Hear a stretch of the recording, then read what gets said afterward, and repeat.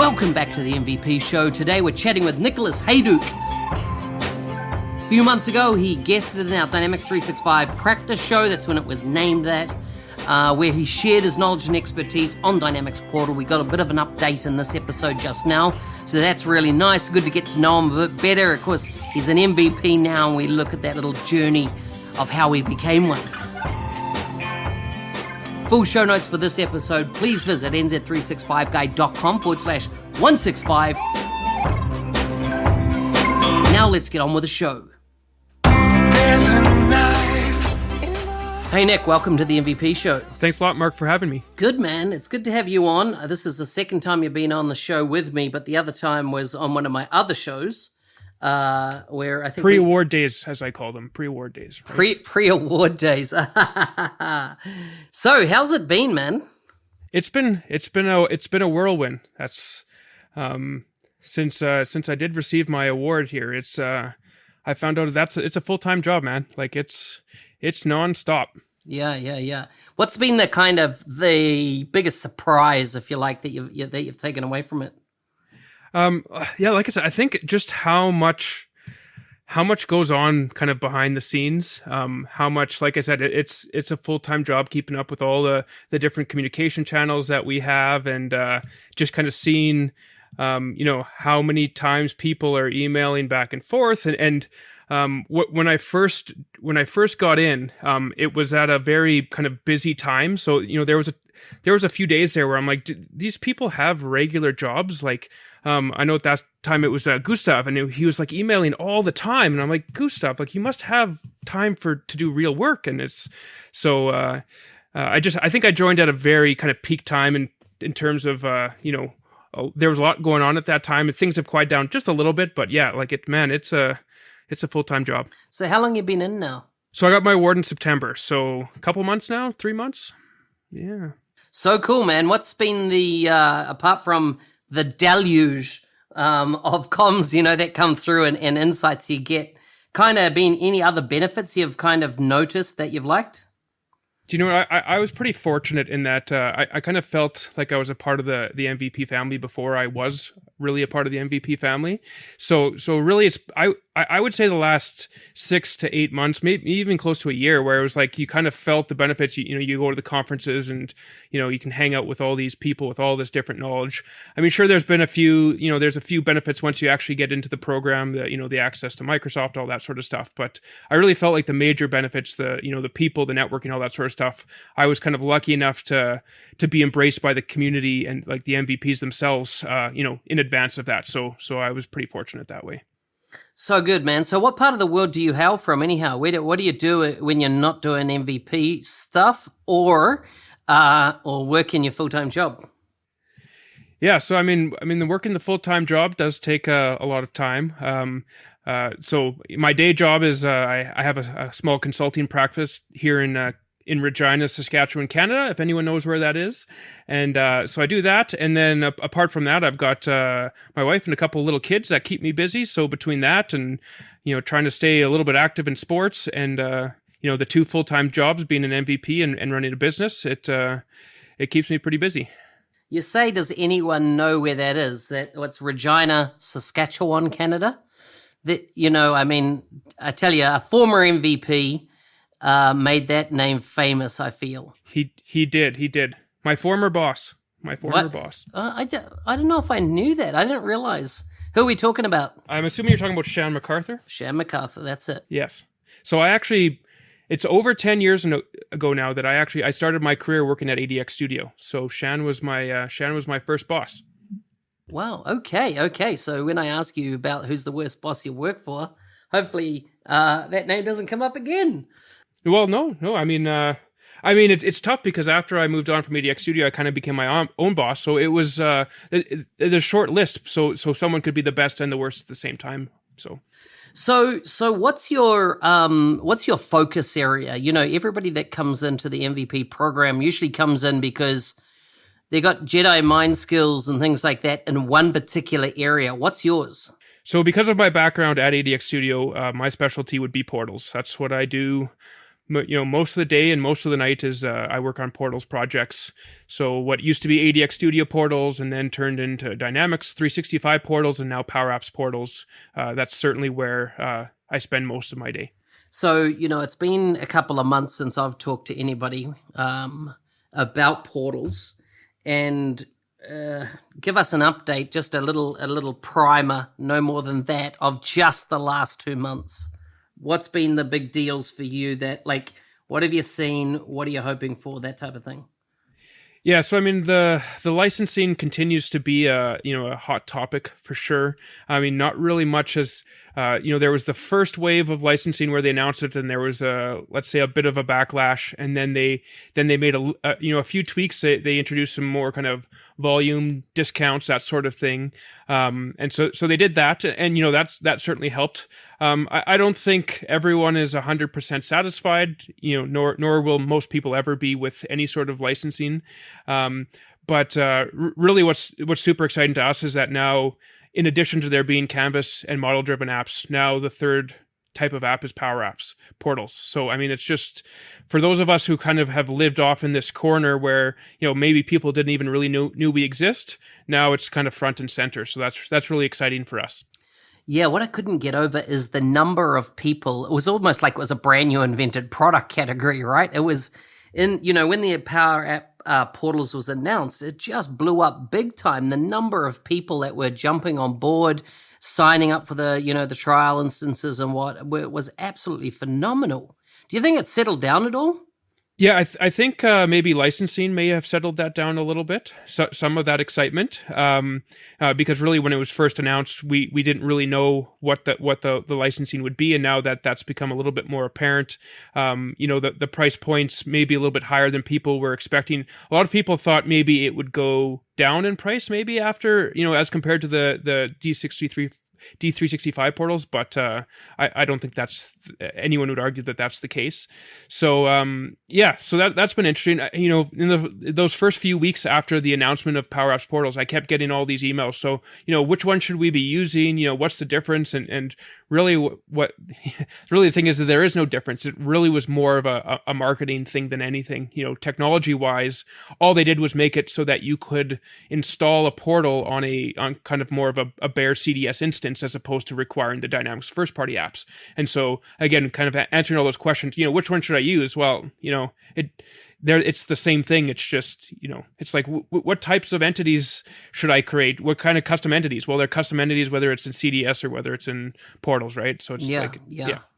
Now, you're at Orlando, right, for the Community Summit. Was that right? I was there. And did you win any awards while you were there? Well, I think I won the most coveted award while I was there, which was Tell me about it. Well, so there was a session put on by a couple of older gentlemen. Saying follically challenged gentlemen. Follically challenged, yep, for sure. And they put on the Power Platform Pub Quiz. And Team Canada, of which I was honored to be a member of. You'd think that would mean all the people were from Canada, but much to the chagrin of the Hitachi people, that's not true. But Team Canada did win the championship, and thus were awarded the Power Platform Pub Quiz Trophy, which, if you're interested, you can find that on Twitter and go follow the new trophy. Yeah, which, I love it. I love it, and it looks like it's becoming a mascot as well now, right? Exactly. So, and something I just kind of has started putting out there is that I think we're going to, in the new year here, is start just doing some kind of trivia, maybe on a weekly basis, that sort of thing. So, if you like trivia and you like the Power Platform, take a look out for that Twitter and follow it and join the fun in the new year. Sounds good, man. Sounds good. And yeah. So, what was the Twitter account for the mascot? It is the PP Pub Quiz Trophy. The Power Platform Pub Quiz Trophy, but PP Pub Quiz Trophy. I love it. Exactly. Good man. Good.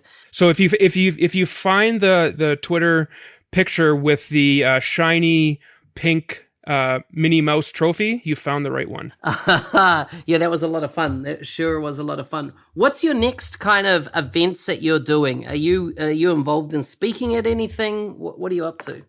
So I think the next thing on my list is the summits in Barcelona. I think is the next thing on my list.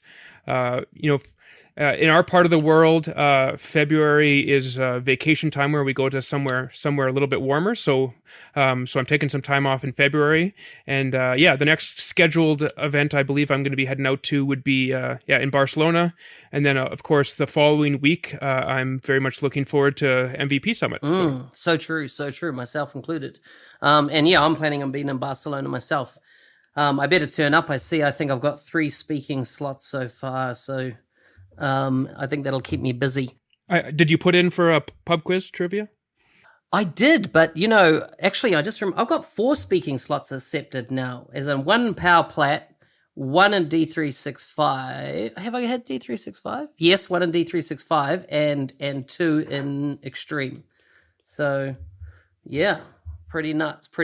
But I mean, the Extreme ones only just came in yesterday, so I assume they're still filtering through everything and making decisions and stuff like that. So, interesting times. Tell me, what's been the have you had many kind of inquiries from people about MVPdom? I haven't. I've seen a lot of people, when they made the kind of the big changes, a year and a half ago, where you had to be nominated by an MVP. I'm now seeing other MVPs are reporting people just randomly asking them if they'll nominate, which is it's an interesting technique, I guess. Not necessarily the one I would have followed, but so far, since I'm pretty brand new, I haven't got that. I did notice that right away as soon as my status was updated. You do get a lot more people reaching out to you on LinkedIn. I just haven't had anyone ask me yet to nominate them. So I've avoided that. Yeah. I tend not to nominate many people. In fact, I think the last time I nominated somebody was 3 years ago.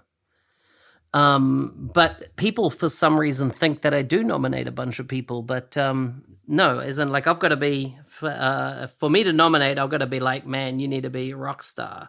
I'm not definitely wouldn't just do it out of the blue. I couldn't imagine that working too well.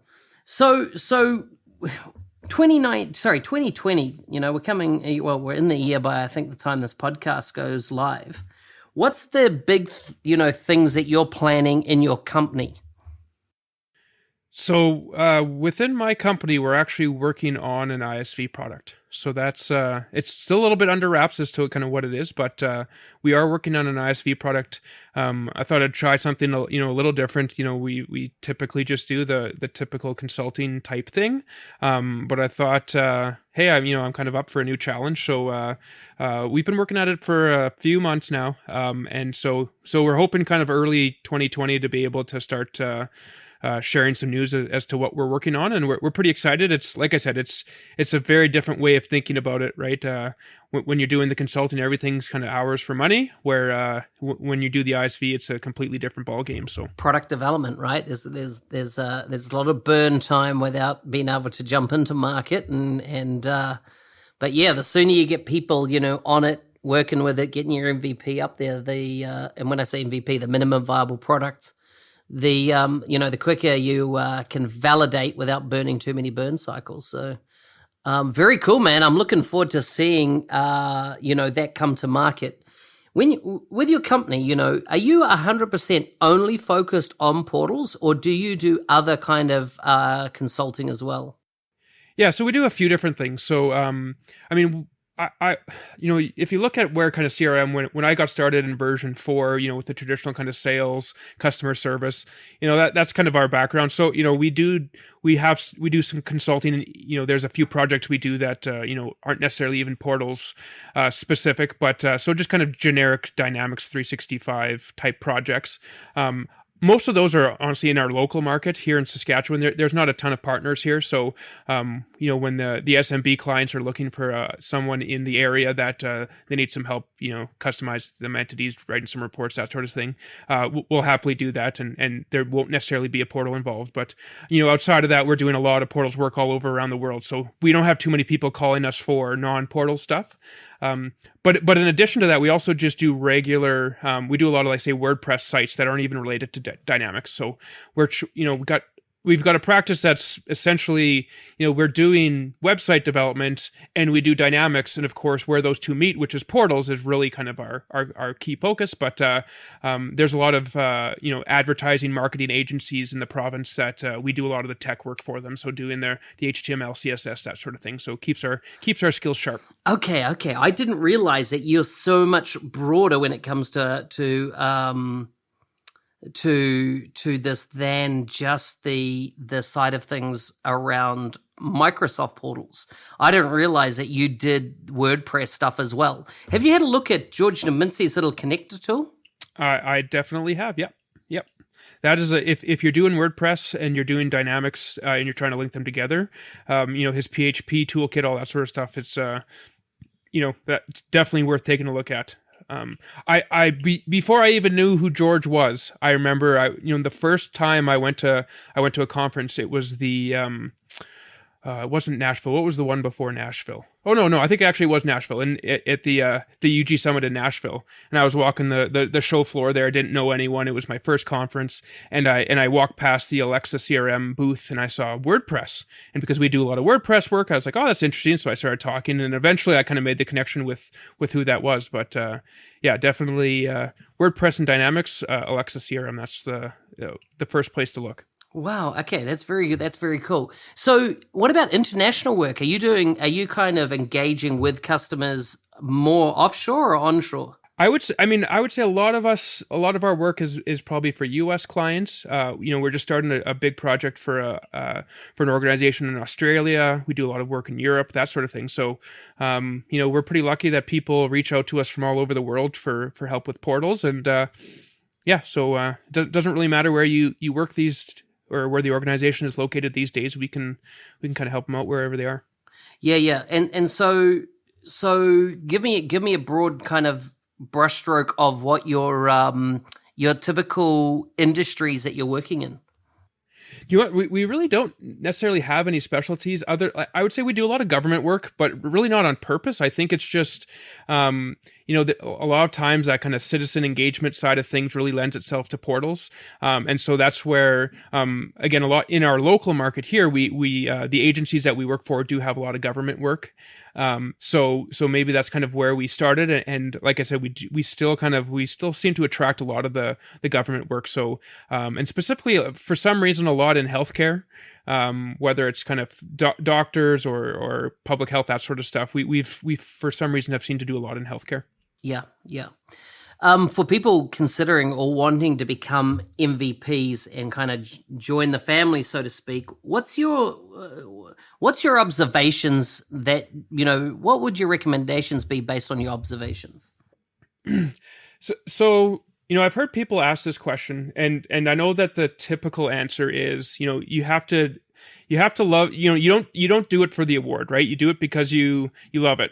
Which, I don't disagree with it, because that's absolutely true. But at the same time, I think it's okay to want it. I mean, I think having the goal of MVP is not a bad thing. So I'm happy to be honest about the fact that, that was one of my goals.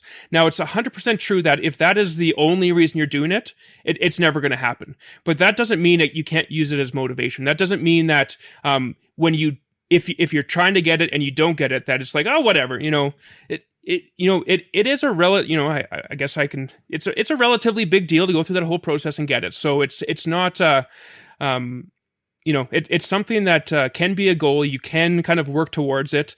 I was meeting with my my CPM a couple of weeks ago, my community liaison at Microsoft, and one of the things I was saying to them is, I've got X number of hours that I like to put into community stuff.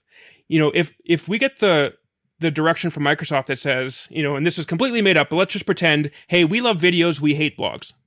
Well, if I've got 5 hours to spend on community stuff this week, and I know that I like doing blogs and I like doing videos, well, why wouldn't I spend my 5 hours doing videos if that's what Microsoft is going to do to keep me in the program, right? And I don't think that there's any, there's no shame in that. It's a great program. It's a great group to be a part of. So, why wouldn't you be kind of doing what you can to stay in the program? Exactly. No, good, valid insight. Is there anything that concerns you or activity you see in the community that you kind of like, what's going on there? That's a good question. I haven't kind of seen too much. There's always kind of that line, and so this was something, a piece of feedback that I had received early on when people were looking at my contribution, is that if you look at my blog is all under engineered code, right? Which is my company, and so there's always that kind of line of, are you advertising for your company? Are you doing this for the community? And so one of the things that people told me is, hey, if you want to become MVP, you should get your blog off of your corporate site, which to be honest, I would have been happy to do. I literally did it because I was lazy. My corporate site is on WordPress, and I could just add a blog to it. But there is that kind of fine line between, are you advertising, are you writing posts? And so what, for me, like, you could read through every one of my, I don't know how many blog posts I've written at this point, but not one point do I mention, what engineered code does. There's no advertising part of it, but I think that there can sometimes be you write the first half of your blog post and the rest is like, and then you're kind of hawking your services, which I think can be a bit of a concern. Yeah, valid. Very, very valid. Well, mate, our time's flowing. Are you ready for some quickfire questions? Oh, I guess so. You guess so? I've been, I listened to these and some of your questions. I just listened to the Megan Walker one last night, and man, you asked her some tough questions. So I'm hoping you got some softballs for me. What question don't you want me to ask you? You know what? I'm going to let you ask the questions, and I'll tell you at the end which one I didn't like. You're lucky you said that, because if you had told me a question that you didn't want to ask, me. I know. Well, let's start with that one then. Okay. Here we go. Would you rather experience the beginning of planet Earth or the end of planet Earth? Oh, I think probably the end. I'd like to kind of see what happens. The beginning is, I don't know, it doesn't seem that exciting, but I think the end, I think we're going to go out with a bang. So yeah, the end. What was the last product you returned? Actually, I was at Costco the other day because I have one of those belts that flips. You can flip it back between black and brown, and the whole thing snapped off. So I returned that the other day. Costco is great for returns, so it's great. Wow, good to know. Look at that, free ad for Costco. Mm-hmm. I'm expecting a whole bunch of Costco swag at this point. So, yeah. All those Costco listeners that jump on this podcast and listen. Exactly. What's the most illegal thing you've done? Oh, you know what? I'm a pretty... You're Canadian. That's what you're going to say, I'm Canadian. You know what? I haven't... marijuana is legal in Canada. And I can't even say I did that when it was illegal. So I'm trying to think, like, I don't know, like speeding. Like, I don't know. I'm not very exciting. I didn't even really drink when I was underage. Like, I don't know. I'm not that much fun. What's the best job you ever had? Oh, my one right now. I don't think I would make a very good employee. So I'm kind of stuck at what I'm doing now because I'm not good at taking. I'm happy to take directions from a client when I know I can fire the client if I don't like them. So my current job is pretty awesome. If you could have any superpower, what would you choose and why? I think it would be the teleportation. It's nice to be able to kind of skip the airport lines and all that sort of stuff, kind of go wherever you want. So, I would say teleportation. Yeah, that would be sick, man. Imagine you could just be, for your example, right? Does it get to minus 30 or something, 30 degrees Celsius sometimes there? Are you in a similar area to the other Canadians? Minus 30 is a warm day here in the winter. Wow. Minus 40, minus 50 sometimes. So you imagine, you're having one of those days and you could go, you know what, Hawaii looks good today, and you could be there, right? Exactly. Man, that would be sick. It would be sick. Imagine good solar flare with the Northern Lights, bang, you'd be there and be able to watch it. It'd be awesome. Anyhow, what's your favorite family tradition? I would say so growing up, we were close with both my father's family, my mother's family, and so there's always this kind of, not a fight, but there was always like, hey, where are we going to go for Christmas Day? And so what we actually ended up doing is we my mom's side of the family, we actually said, do you know what? There's a bunch of family members there that work shift work, and so it's kind of difficult for them to get Christmas Day off. But if they work Christmas, they can always get New Year's Eve and New Year's Day off. So we took one side of the family and we we said, hey, rather than Christmas, what we're going to do is New Year's as our big get together. So every New Year's Eve, we got together with all of my mom's family. It was like a potluck of hors d'oeuvres, and so everyone would make all this great food that was terrible for you, but it was delicious. And so we'd have New Year's Eve with the whole family. So that was that's always kind of my favorite night of the year. Awesome, man. That's a good story. I like it. Nick, it's been great to have you on the show. Before we go, if people want to follow you, connect with you online, where can they go? Whether it's kind of LinkedIn, Nicholas Hayduk, Hayduk, or on Twitter, you can follow me at engineered_code. Those are probably the two best ways of reaching out to me.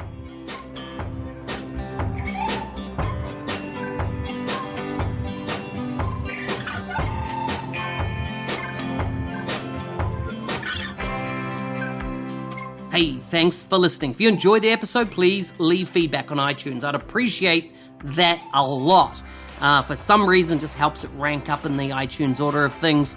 nz365guy.com/iTunes is all you need to type into your browser, and bang, I'll take you straight to the iTunes page so you can give me that vote.